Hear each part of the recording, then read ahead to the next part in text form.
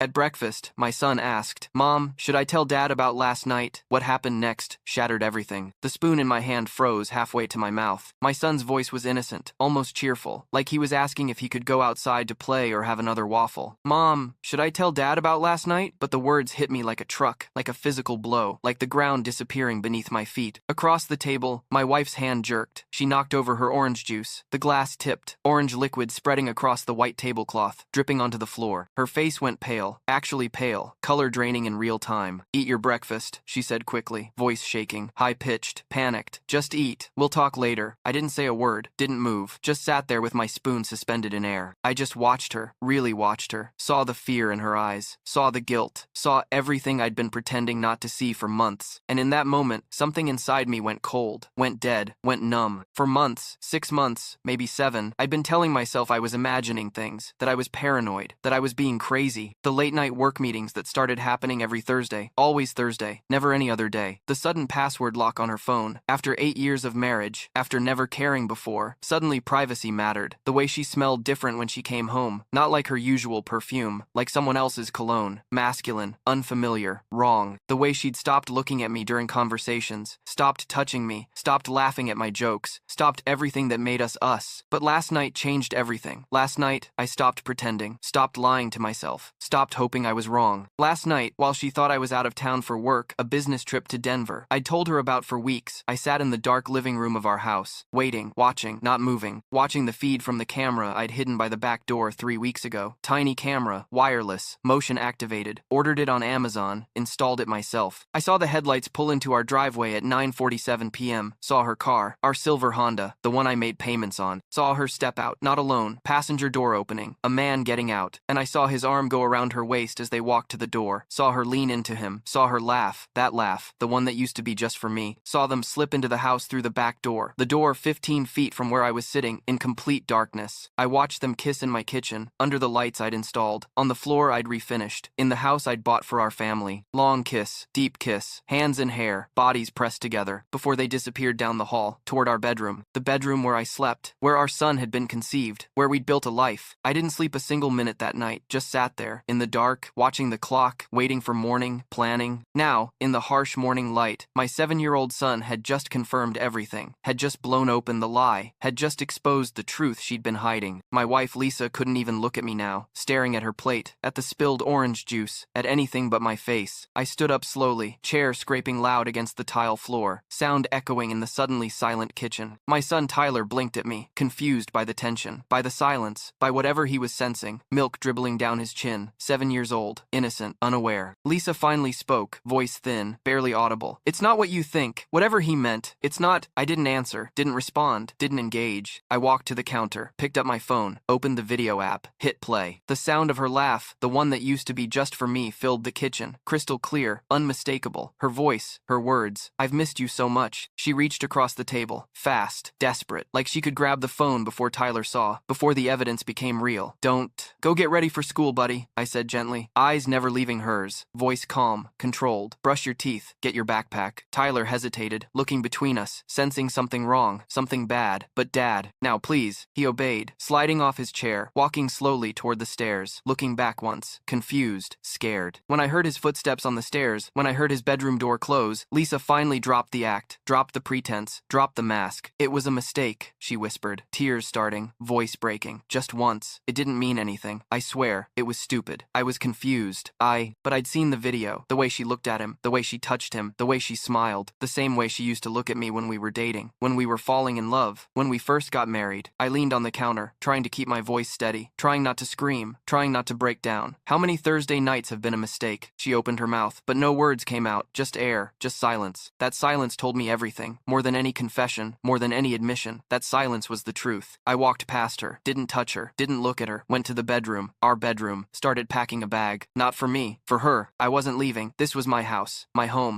my son's home. She was the one leaving. I pulled clothes from her dresser, threw them in the suitcase, didn't fold them, didn't care, just grabbed handfuls and shoved them in. I wasn't sure what hurt more, the betrayal itself, or the fact that our son had been the one to expose it, that Tyler had seen something, had witnessed something, had been dragged into this nightmare. As I zipped the suitcase shut, as I yanked the zipper closed, she appeared in the doorway, face red, blotchy, streaked with tears, mascara running. Please, she said, voice desperate, pleading, don't do this. Let's talk. Let's go to counseling. Let's work on this. We have Tyler to think about. We have a family. But talking was what I'd been begging for 6 months, 7 months, however long this had been happening. All I got were lies, excuses, deflections, cold shoulders, turned backs. I carried the bag past her, down the stairs, set it by the front door with a heavy thud, grabbed my keys, grabbed Tyler's backpack. When I get back from taking him to school, I expect you to be gone, out of this house. I don't care where you go. Hotel, your sisters, your boyfriends. I don't care, but you're not here when I get back. Her sobs followed me out to the car, loud, desperate, theatrical. But I didn't look back, didn't hesitate, didn't care. I drove Tyler to school in complete silence, hands gripping the steering wheel so tight my knuckles turned white, jaw clenched, eyes straight ahead. When we pulled up to Jefferson Elementary, when I parked in the drop-off zone, he lingered before getting out, unbuckled slowly, staring at me. Dad, he said softly, small voice, scared voice. Are you mad at Mom? I swallowed hard, forced my jaw to unclench, forced a calm tone, forced myself to sound normal. No, buddy, not mad, just grown-up stuff, boring stuff. You don't need to worry. Go have a good day. Learn something cool. Learn. He nodded slowly, not believing me. Kids always know, always sense the truth. Okay, Dad. He got out, backpack bouncing, running toward the school building, 7 years old, innocent, about to have his world shattered, completely unaware of the storm about to hit our family, about to destroy everything he knew. As soon as Tyler disappeared inside the school, as soon as the doors closed behind him, I didn't go home. I couldn't, not yet, not ready. I sat there in the parking lot, staring at the steering wheel, at my hands, at nothing, feeling like my chest was going to cave in, like my ribs were collapsing, like I couldn't breathe. Because I'd seen the man's face on that camera footage, seen it clearly, in perfect HD clarity. At first, I hadn't believed my eyes, thought I was wrong, thought it was someone who looked similar, but it wasn't. It wasn't some stranger, some random guy from her office, some nobody I'd never met. It was Derek, my neighbor, my friend, the guy who lived 4 houses down, the guy who'd helped me build our deck last summer while we grilled burgers and drank beer and talked about sports and life, the guy I'd trusted around my wife and kid, around my family, around my home. We'd shared holidays together, Thanksgiving, 4th of July, New Year's Eve. He'd toasted our anniversary last year, raised his glass, said nice things about marriage and commitment and love. The betrayal wasn't just personal, it was public, it was community, it was everything. They'd both looked me in the eye while lying, for months, over and over, smiling, pretending, acting. I drove straight to his house, didn't think, didn't plan, just drove. His black truck was parked in the driveway like nothing had happened, like everything was normal, like he hadn't just destroyed 2 families. I got out, slammed my door, walked to his front door, knocked hard enough to rattle the frame, pounded with my fist. When he opened it, when I saw his face, his expression went from casual to guilty in an instant, from relaxed to panicked, from normal to terrified. He knew why I was there, knew what was coming. We need to talk, I said, voice low, controlled, dangerous. He stepped outside quickly, fast, glancing back into his house like he didn't want his wife to overhear, like he didn't want Rachel finding out. You were in my house last night, I said flatly. Not a question, a statement, a fact. He tried to play dumb, shaking his head. I don't know what you think you saw, man. I think you're confused. I cut him off, voice harder now, sharper. I saw the video, Derek. Don't lie to my face again. I watched you kiss my wife in my kitchen. I watched you walk down my hallway into my bedroom. I have it all recorded, every second, every moment. He exhaled sharply, shoulders sagging, running a hand through his hair. Caught, exposed, done. Look, man, I didn't plan for this to happen. It just happened. We didn't mean. I shoved him, hard, against his truck, metal denting. You kissed my wife in front of my kids' cereal bowls, in the house where my son sleeps. You think I care whether you planned it? You think that matters? He held up his hands, defensive, scared. Okay,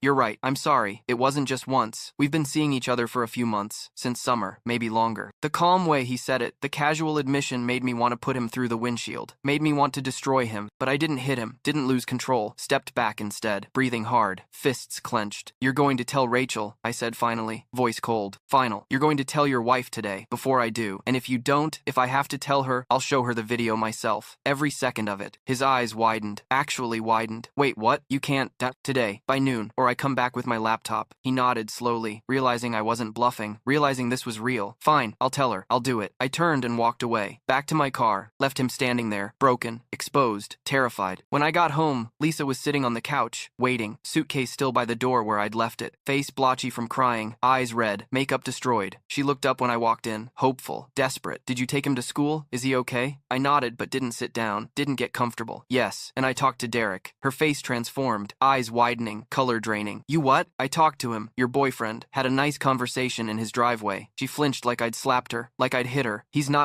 telling Rachel today, before noon, and when he does, this whole thing is going to explode. Everyone's going to know. The whole neighborhood, Tyler's school, your family, everyone. I hope you're ready for that. She covered her face with her hands, sobbed, loud, dramatic. You're destroying everything. Our family, our life. Tyler, I didn't destroy anything, I said coldly, ice in my voice. You did. When you brought him into our home, into our bed, you destroyed this. An hour later, 10:47 a.m., there was a knock on the door, loud, urgent, aggressive. I opened it. Rachel stood there, Derek's wife, pale, shaking, eyes red from crying. He told me, she said quietly, voice broken, everything, all of it, the Thursdays, the lies, everything. I nodded. Come in. We sat at my kitchen table, two strangers connected by betrayal, by shared pain, by destruction. How long have you known? She asked. I found out last night, installed a camera a month ago when I started suspecting. I was tired of feeling crazy, tired of being told I was paranoid. She nodded, understanding. You're not crazy. I thought I was losing my mind, thought I was imagining things, but I wasn't. We sat in silence for a while, just breathing, just existing, just processing. Then she pulled out a folded piece of paper from her purse, opened it. I made a list. Every night he came home late, every excuse he gave, every lie. I think it lines up with what you saw. I unfolded it. Read it. 23 dates, 23 Thursdays, 23 lies. More dates than I wanted to believe, more nights than I'd suspected. This wasn't some one-off mistake, some moment of weakness, some accident. This was a routine, a pattern, a relationship, a deliberate choice made over and over. So what now? She asked, voice breaking. What do we do? I'm filing for divorce, I said. Today, this afternoon. I'm not dragging this out, not giving her a chance to manipulate me, to convince me it was nothing. I'm done. She nodded slowly. I think I'm going to leave him too. I think I have to. I can't